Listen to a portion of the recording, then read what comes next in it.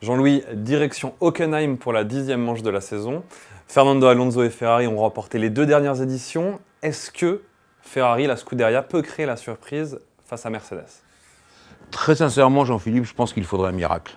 Parce qu'on a vu que les Mercedes dominaient extrêmement largement, c'est une hégémonie même. Si elles ne sont pas là, on a vu que c'est une Red Bull Renault qui pouvait prendre le pouvoir. Et franchement, la Ferrari est loin de tout ça. Alors, bien entendu, Fernando Alonso a gagné en 2012. Je rappelle qu'il a aussi gagné en 2010 avec la fameuse polémique autour des consignes données à Felipe Massa, de le laisser passer. Je rappelle aussi que ce fut un assez mauvais souvenir. Ferrari s'était comporté de façon assez inélégante avec Massa, qui revenait de son grave accident de l'année 2009.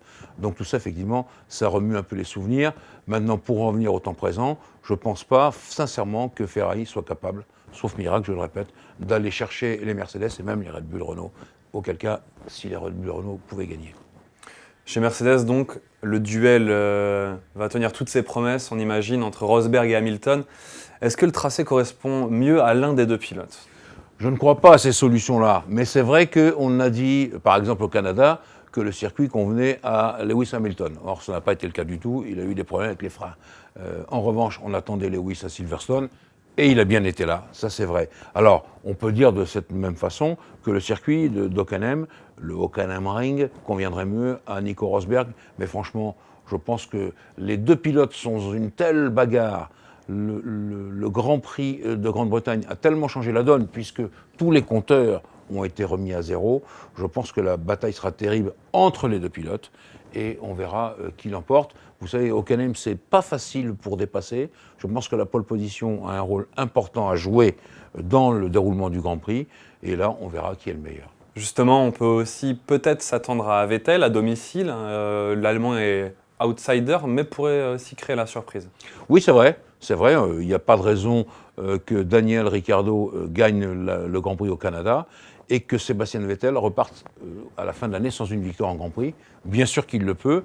Bien sûr que ce n'est pas un circuit vraiment Hockenheim où on peut exprimer une puissance terrible.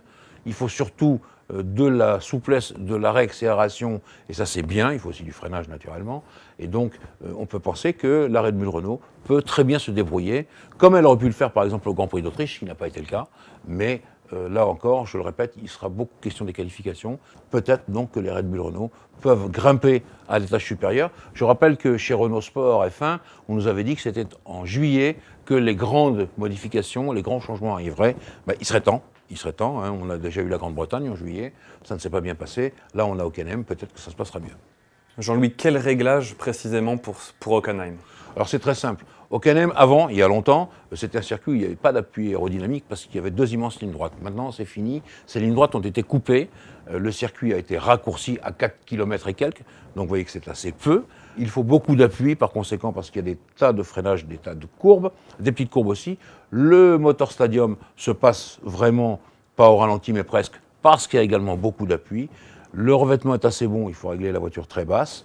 Et puis je rappelle que Pirelli apportera les pneus super tendres et les pneus tendres. En l'occurrence, ça c'est des pneus très performants. Et donc ça peut nous donner quelque chose de bien. On attend également une grosse ambiance ce week-end à Hockenheim. Oui, parce qu'on est chez Mercedes. Là aussi, on arrive à Hockenheim. La chose qu'on voit le plus, c'est l'étoile Mercedes qui tourne en haut dans le ciel, en haut d'une tour. Ça, c'est la première chose. La deuxième chose, Nico Rosberg est allemand. Mercedes est allemand. Ils sont sur la lancée de la Coupe du Monde de football. Donc, on attend une ambiance terrible. Puis, il y a cette ambiance du Motor Stadium, là où on passe et là où il y a la grille de départ, la ligne d'arrivée, effectivement. Il y a 80 000 places assises. C'est des installations absolument formidables. Et il y a toujours là-dedans une ambiance. Il y a aussi quelque chose à laquelle il faut faire attention à Hockenheim, c'est la météo. Il peut y avoir des orages terribles, mais généralement la chaleur est très très importante.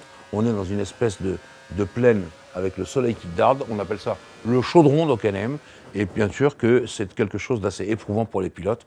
Donc ça reste un circuit très à part et qui a toujours donné des choses, des courses assez intéressantes, assez amusantes et pour des grands prix très disputés.